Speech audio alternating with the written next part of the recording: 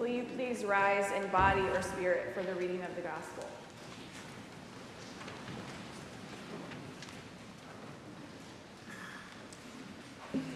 We are reading today from John 10, verses 11 through 18. I am the good shepherd. The good shepherd lays down his life for the sheep. The hired hand, who is not the shepherd and does not own the sheep, sees the wolf coming and leaves the sheep and runs away. And the wolf snatches them and scatters them. The hired hand runs away because the hired hand does not care for the sheep. I am the good shepherd. I know my own, and my own know me, just as the Father knows me, and I know the Father. And I lay down my life for the sheep. I have other sheep that do not belong to this fold. I must bring them also, and they will listen to my voice. So there will be one flock, one shepherd. For this reason the Father loves me, because I lay down my life in order to take it up again. No one takes it from me, but I lay it down of my own accord. I have power to lay it down, and I have power to take it up again. I have received this command from my Father. The word of God for the people of God. Thanks be to God. You may be seated.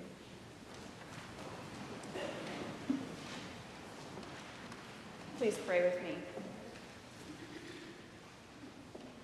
Holy One, as we reflect on your word, may the reflections and thoughts of all of our hearts be honorable and suiting to you. We ask all these things in your many names. Amen.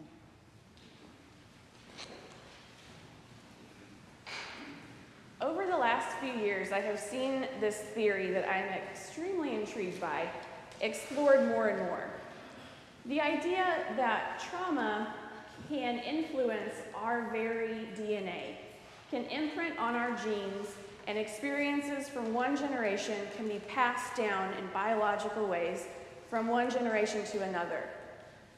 Often the studies that are cited in these cases and what's brought this, part of what's brought this thinking about is that there are generations that experience huge traumatic events like the Holocaust and slavery, times of serious distress in their societies, and when whole civilizations go through these times, they believe now that this may influence our children and our children's children who will never even live through those situations. So this makes me wonder, though, if traumatic events can imprint and influence our DNA, could experiences of extreme love and sacrifice imprint and influence us the same way? Could we pass down knowledge and experiences of extreme love, the love that Jesus teaches us, from one generation to another? Hear again the words from 1 John that Gabby read for us. Sorry, that Luke read for us. We know love by this, that he laid down his life for us, and we ought to lay down our lives for one another.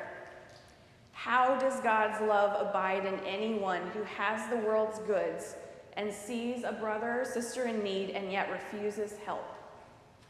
Little children, let us love not in word or speech, but in truth and action.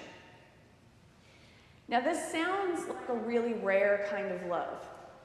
And obviously, when we're talking about Jesus, it is a rare kind of love. But he is offering us this love as an example, which means it's not impossible for us to live this out. So I invite you, as I offer some examples this morning, for you all to think of times that you have seen this kind of love expressed. Maybe it's a historical figure, maybe it's your mother or father, a grandparent, a friend from church. I guarantee that while you think this may be an impossible task, that you know more people like this than you might think.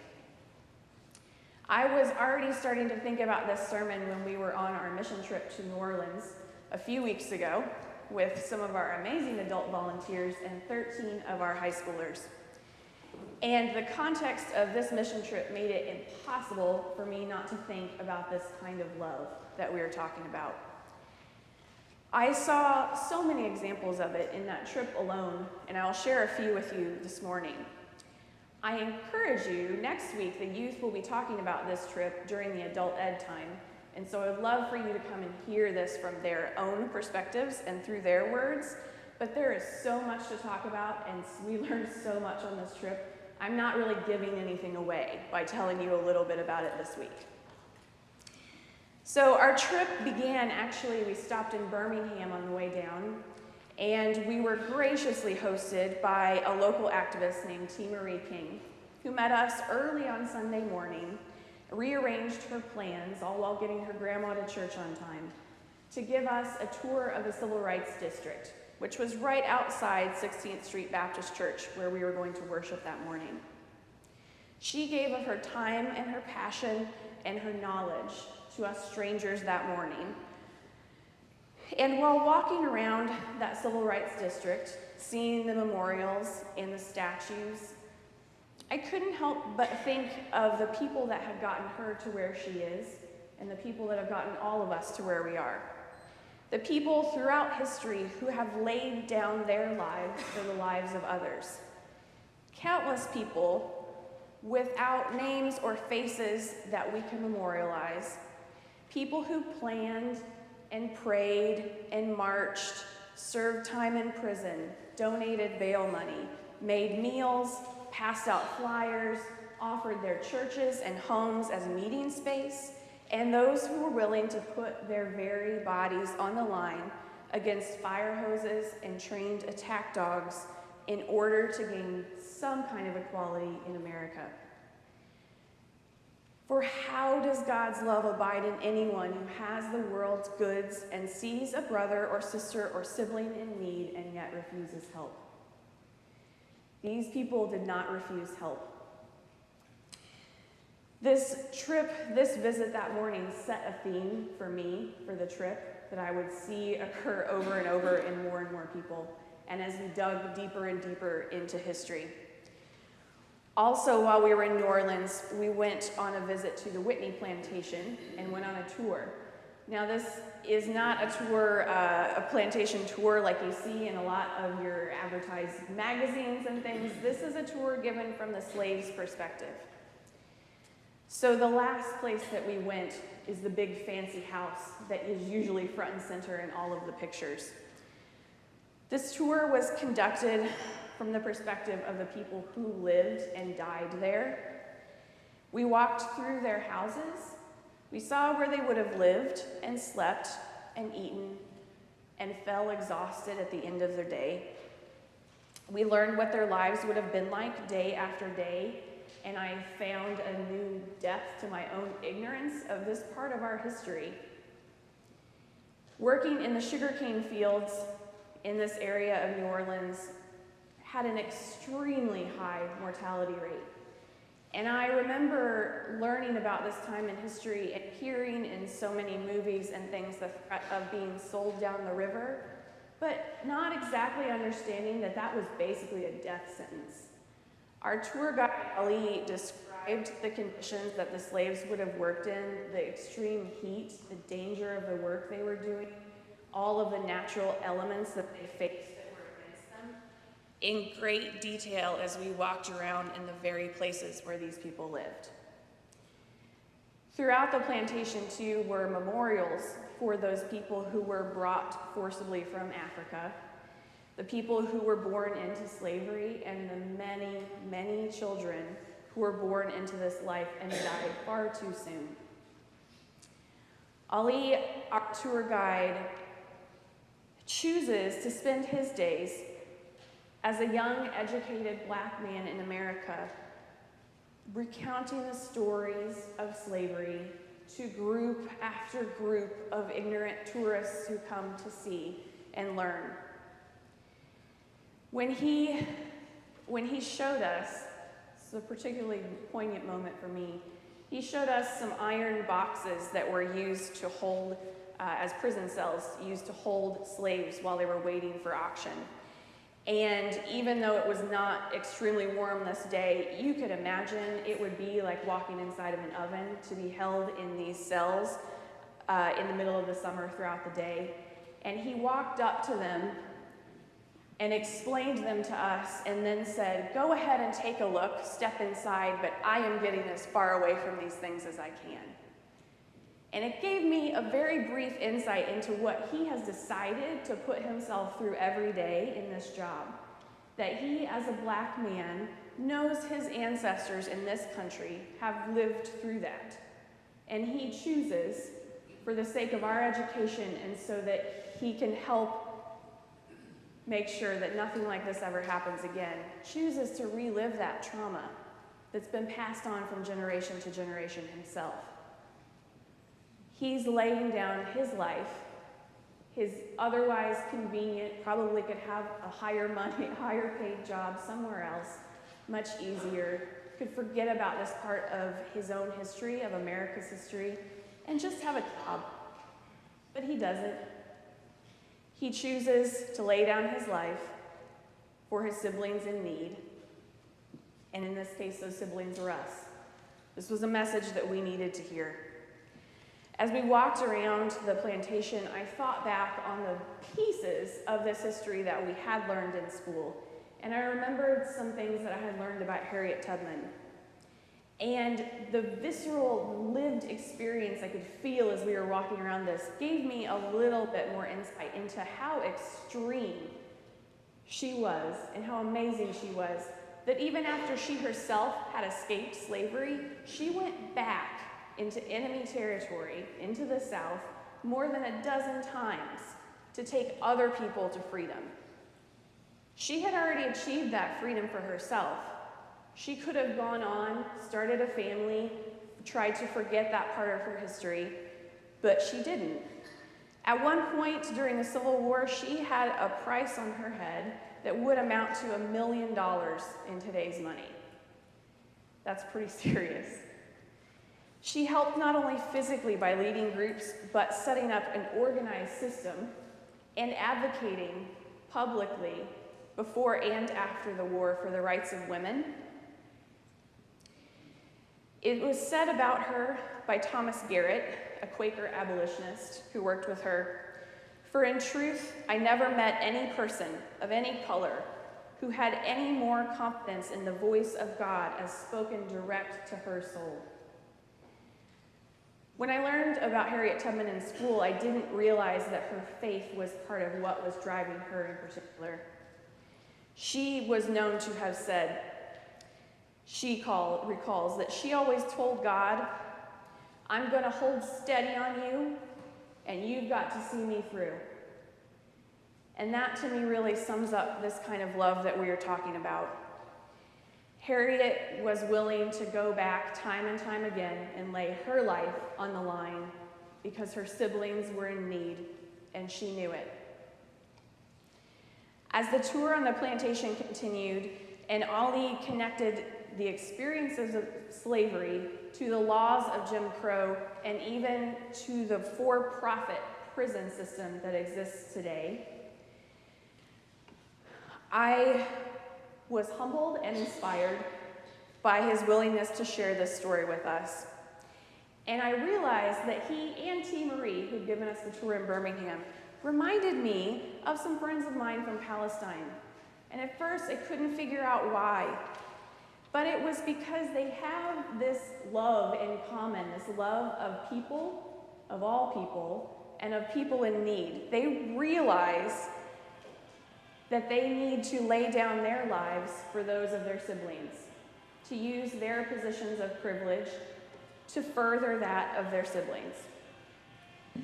So, since I was reminded of this, I couldn't close the sermon today without sharing at least one example from Gaza. Especially since if you've been watching the news lately, you know that there have been more and more deaths, and there's more news coverage when there's more deaths, unfortunately, of Gaza.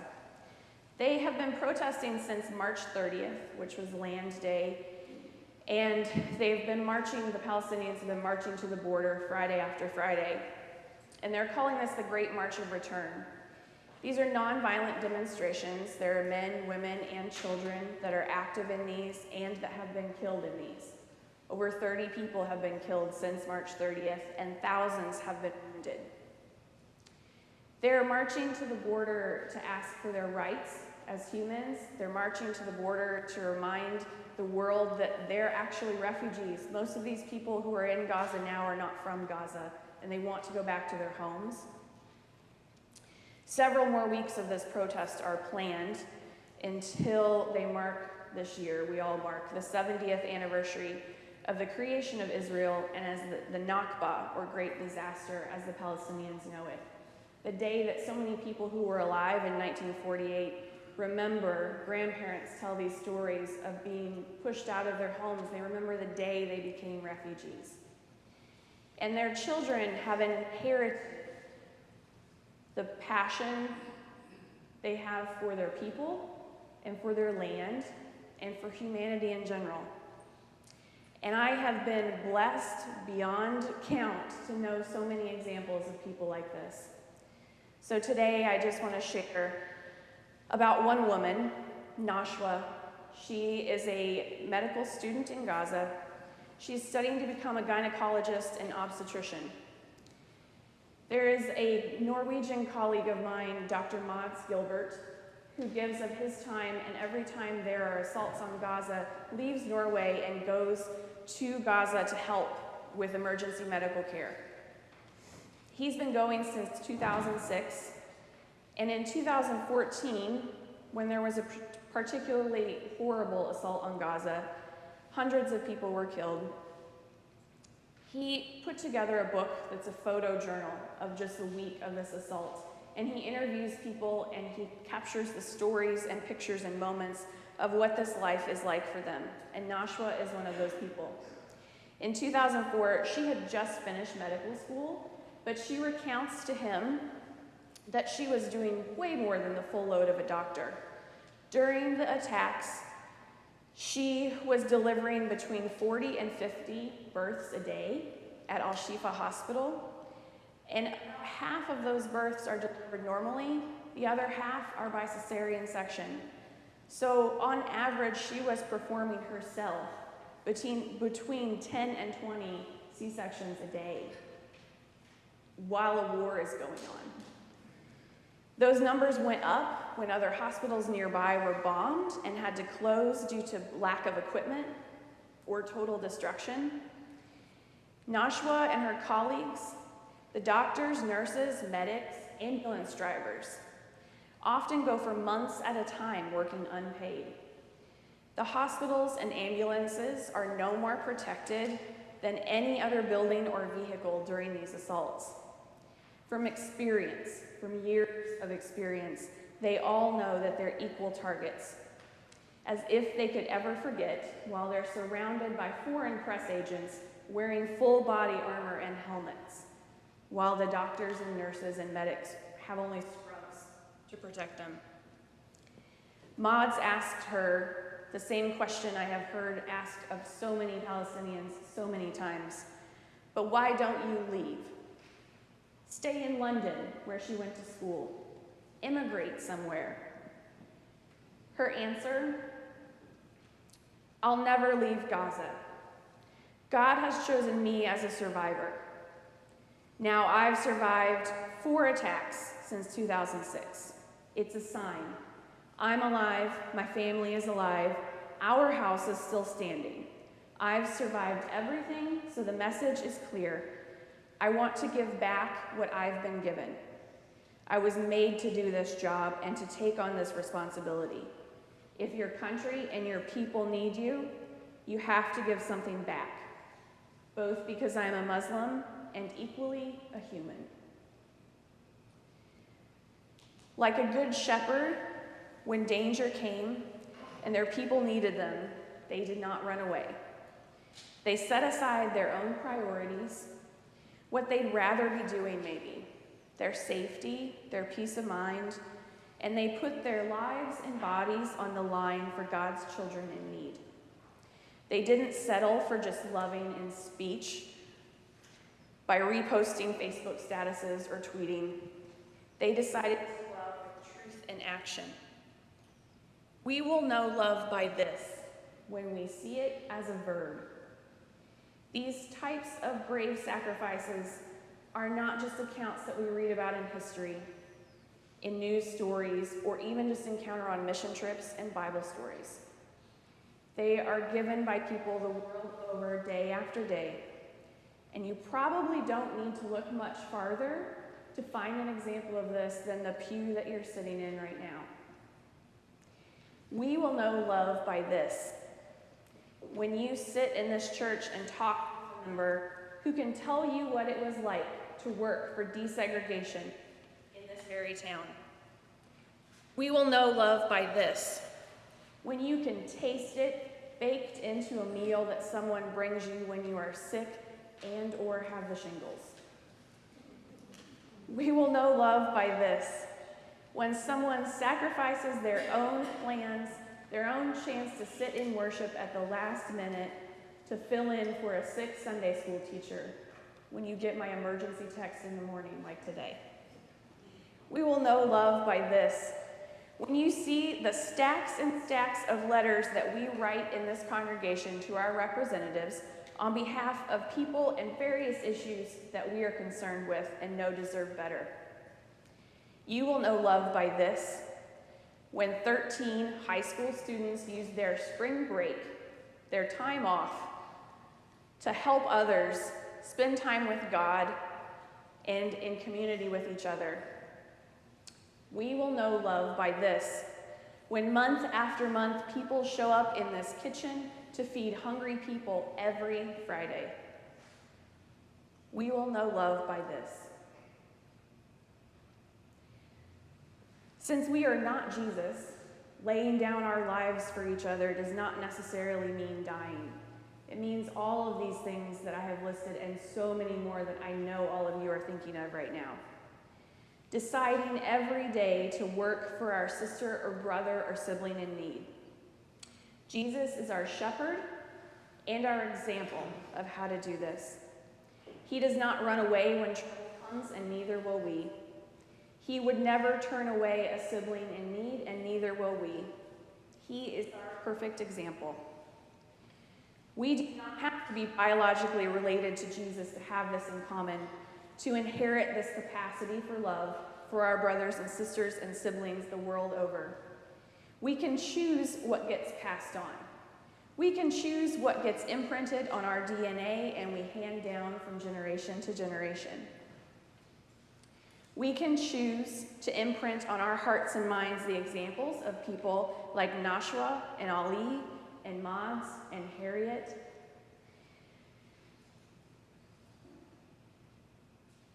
And so many others in our daily lives. We can choose to remember that Jesus has imprinted on us a love beyond all understanding, that he laid down his life for us, that he was willing to take the most difficult and painful route when he could have run away like a hired hand. We will know love by this, that he laid down his life for us, and we ought to lay down our lives for each other. And all God's people said,